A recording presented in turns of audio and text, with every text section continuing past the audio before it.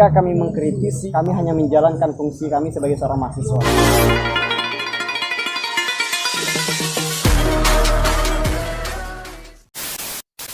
Bismillahirrahmanirrahim. Assalamualaikum warahmatullahi wabarakatuh. Selamat pagi rekan-rekan semua. Pada kesempatan kali ini saya akan sedikit berbincang-bincang terkait suatu hal yang menjadi keresahan kita sebagai seorang mahasiswa. Pada kesempatan kali ini saya kehadiran seorang yang luar biasa, khususnya di kampus INC Abdurrahman Siddiq Bangka Belitung. Bersama saya Bapak Wahyu Akmal selaku Pak Prisma. Apa kabar, Pak? Alhamdulillah. Baik ya. Jadi di sini kita akan diskusi sedikit terkait beberapa hal, Pak, yang mungkin masih marak diperbincangkan. Jadi di sini kita akan membahas mengenai uang kuliah tunggal seperti itu, Pak. Jadi pertanyaan saya yang pertama, selaku Pak Prisma Wahyu Akmal, apa poin tuntutan yang sangat diharapkan agar itu bisa direalisasikan? Terkait poin tuntutan aksi kemarin, itu yang pertama adalah terkait UKT, uang kuliah tunggal untuk semester depan. Gitu. Nah, dan itu yang diharapkan terkait UKT. Yang pertama ada beberapa poin yang penting terkait UKT. Yang pertama itu adalah terkait pemotongan UKT yang diharapkan oleh mahasiswa itu adalah 30%. 30%.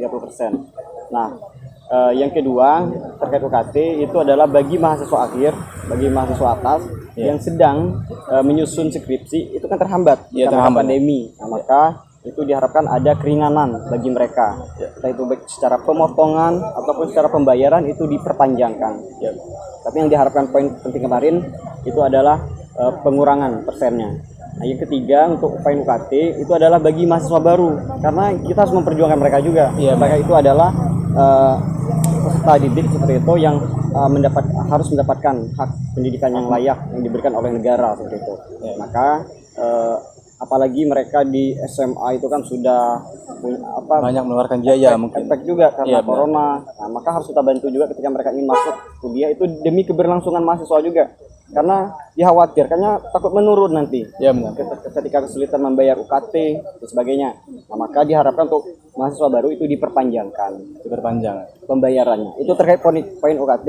Kemudian yang kedua itu adalah poin yang sangat penting, itu ada terkait fasilitas. Ketika kita kuliah awal kita kuliah kemarin, kita membayar UKT semester genap itu full. Maka kita sebenarnya harus mendapatkan fasilitas. Fasilitas itu adalah biasanya kelas itu kan, papan tulis dan kuliah tatap muka dan sebagainya.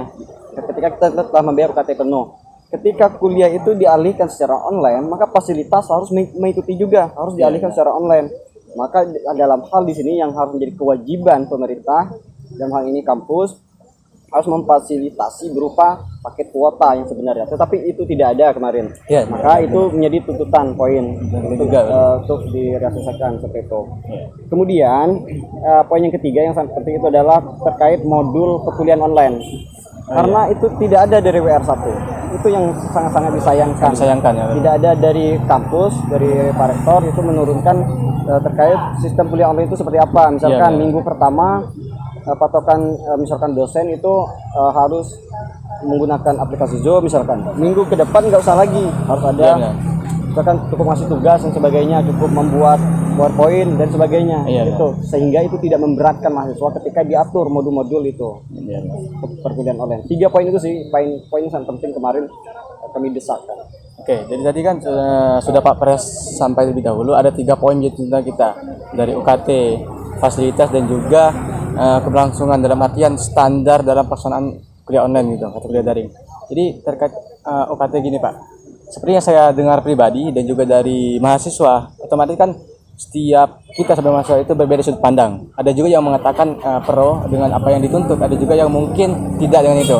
Jadi perlu saya tanyakan satu lagi, bagaimana Bapak selaku seorang yang diamanahkan dalam menaungi mahasiswa, dalam artian memiliki tanggung jawab besar gitu dalam ruang lingkup kampus yang luar biasa besar, dalam menyikapi hal-hal yang mungkin tidak enak didengar, dalam artian beda paham dengan kita, itu bagaimana, Pak?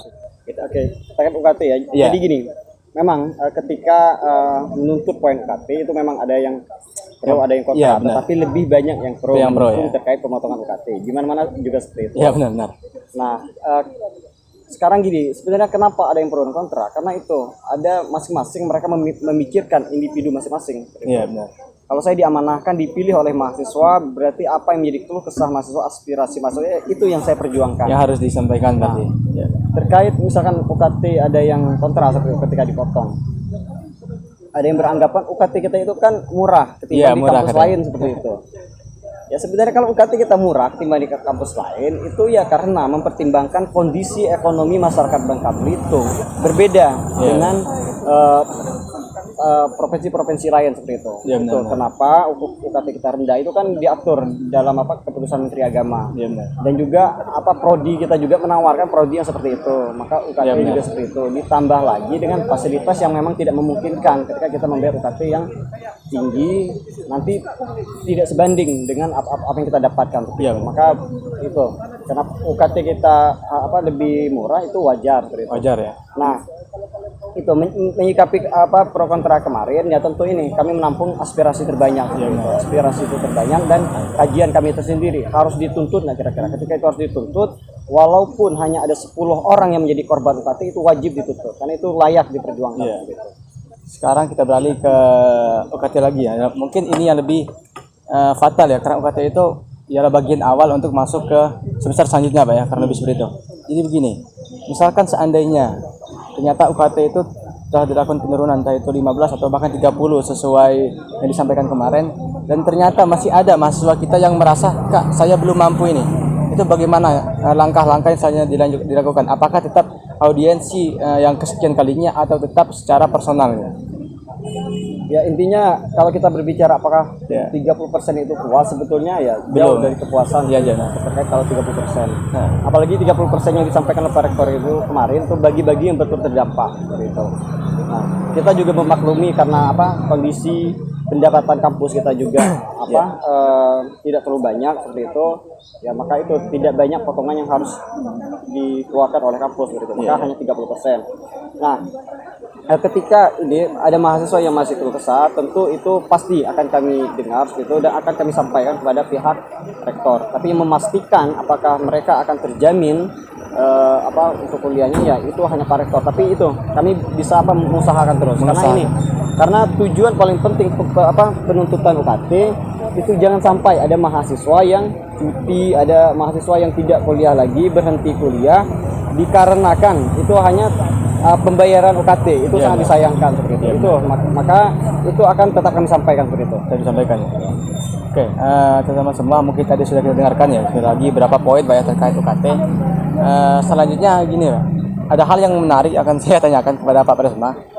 Sedangkan kalau berbicara tentang fasilitas itu mungkin bukan selama pandemi ini yang kita bahas, akan tetapi sudah tahap bertahap sudah dari dulunya.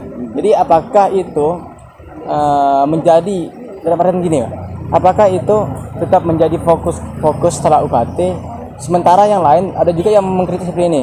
Lah, sampai sekarang kok BEM itu sendiri masih membahas permasalahan fasilitas, sementara fasilitas itu sudah ada atau bahkan sudah kita aspirasikan jauh-jauh sebelum pandemi. Itu bagaimana menyikapi? Soalnya sempat terdengar seperti itu, Pak. Terima kasih. Ya. Terkait fasilitas, memperjuangkan fasilitas itu sebenarnya kan sudah dari dulu. Kebetulan saya juga pengurus DEMA pada tahun 2019. Ya. Itu kan pernah sempat kita melakukan aksi juga terkait fasilitas dan sebagainya. Nah, itu selalu kami follow up terkait fasilitas kemarin. Yeah. Nah, yang bertanggung jawab itu kan kalau di kampus itu adalah Kasubag umum seperti itu. Iya, Kasubag umum. Nah, itu sudah kami follow up. Itu kemarin Infocus itu kalau saya tidak salah ada berapa puluhan itu. Ya, puluhan. Angka 40-an ke atas itu sudah disediakan pada tahun 2019, akhir 2019. Gitu. Ada banyak fasilitas yang lain lagi seperti fasilitas terkait ormawa itu sudah disediakan terkait sarana dan prasarana. Nah, dikarenakan karena pandemi kemarin, maka itu fasilitas yang sebetulnya akan misalkan Infocus akan segera dipasangkan dalam kelas itu kemarin karena pandemi itu mengalami kendala seperti itu. Tetapi Infocus sudah ada. Kalau kami lihat dan selalu follow up seperti itu. Iya. Nah, terkait yang kami tuntut pada hari ini fasilitas berupa online, maka pakai kuota. Oh iya. Itu bukan fasilitas yang dalam kelas lagi. Dalam kelas ya. Bukan. Tetapi itu tetap di follow up juga. Dan itu kan selalu diperjuangkan saya kira. Iya. Ya mungkin itu teman-temannya. Mungkin banyak dari kita semua selaku yang memahami itu mungkin fasilitas yang dimaksud adalah fasilitas yang di dalam ruangan kelas kurang lebih. Sementara sekarang yang lebih dituntut itu karena kita berbasis kuliah daring, ya online, itu otomatis menuntut apa sih fasilitas yang bisa didapatkan, mungkin kuota ya. Dan mungkin bisa kita rasakan pribadi, termasuk saya pribadi selaku mahasiswa IAIN Bangka Belitung, kita merasakan sampai sekarang itu belum ada kuota yang disalurkan, dalam artian berbeda dengan yang lain. Di sini bukan berarti kita maksud membandingkan, akan tetapi apakah ada dari pihak kampus itu sendiri yang sudah menyiapkan strategi atau cara-cara untuk mengatasi hal tersebut, Pak Pres? Dari kampus kita? Ya, terkait kuota itu sendiri. Oke. Terkait apa kami suarakan kemarin, jadi gini, dulu ketika kami melakukan menyurati rektor, itu awal-awal social distancing dulu. Awal social distancing kami sempat menyurati Pak Rektor, ada beberapa poin, salah satunya itu adalah paket kuota. Kemudian Pak Rektor membalas surat kami, ada beberapa yang sudah ditindaklanjutin, itu bahkan hampir semua ditindaklanjutin. Seperti bantuan sosial kepada mahasiswa kemarin, sembako dan sebagainya. Nah, salah satunya paket kuota yang disampaikan oleh Pak Rektor kemarin adalah dia telah melakukan komunikasi dengan pihak Telkom. Ya, dan juga sudah memberitakan WR2 untuk mengusahakan paket kuota. Nah, cuman yang menjadi kendala Pak Rektor kemarin katanya itu adalah dasar hukum untuk mengeluarkan paket kuota kepada seluruh mahasiswa itu belum ada. Belum disampaikan dari pusat seperti itu. Dan ada beberapa kendala lain lagi katanya. Nah, kemudian ketika kami selalu follow up audiensi dan aksi kemarin, itu Kasubag ini perencanaan keuangan itu telah menyampaikan bahwa ada sekitaran 70-an lebih juta untuk fokus pada penyediaan paket kuota kepada mahasiswa. Dan itu sudah dikomunikasikan dengan pihak Telkom dan akan siap direalisasikan ketika apa yang disampaikan oleh Pak Rektor di aksi kemarin. Pada kesempatan kali ini saya juga ingin menanyakan satu hal yang pernah juga terdengar di telinga saya pribadi selaku seorang mahasiswa. Yang mungkin di sini walaupun tidak dalam satu forum yang bersama pejabat semuanya, termasuk Pak Presma juga sebagai orang yang berpengaruh ya di mahasiswa. Begini Pak, terkait fasilitas mungkin sudah kita bahas, tinggal tindak lanjut dari pihak yang berwenang. Terkait UKT itu sendiri, sepertinya saya dengarkan juga bahwa ini kita bukan maksud membandingkan ya, dalam artian apakah mungkin itu terjadi. Misalkan ada mahasiswa yang sekarang dalam proses penyelesaian skripsi, itu kan tugas akhir. Itu sebentar tadi disampaikan oleh Pak Pres, itu akan mengalami beberapa pertimbangan. Dalam artian apakah mereka tetap mengalami pembayaran atau juga penurunan. Seperti yang pernah saya dengar itu, di luar itu rata-rata kalau mereka sudah hampir menyelesaikan skripsi kurang lebih 20-30%, itu tidak lagi membayar UKT. Akan tetapi yang semester di bawah, misalkan semester 7 ke bawah, itu rata-rata mereka akan tetap membayar. Itu bagaimana misalkan hal tersebut terjadi di kampus kita, menyikapi hal tersebut? Oke, terkait fasilitas semester akhir ya, kalau di kampus lain ada bahkan 100%. Bahkan ada ya? Ada. Karena kan kami juga punya forum 5 PTKIN seluruh Indonesia. Itu telah memaparkan biasanya sering melakukan konsolidasi rapat terkait bagaimana perkembangan di kampus masing-masing. Itu. Nah, terkait di kampus kita kemarin Pak Rektor hanya bisa menyebutkan ketika mahasiswa akhir menyelesaikan tugas skripsi, maka itu akan tetap dipotong, tetapi pemotongan itu tidak lebih dari 50%. Tidak lebih dari 50%. Itu tapi silakan nanti bagi mahasiswa yang sedang melakukan skripsi itu bisa mengajukan langsung kepada masing-masing ke fakultasnya. Seperti itu.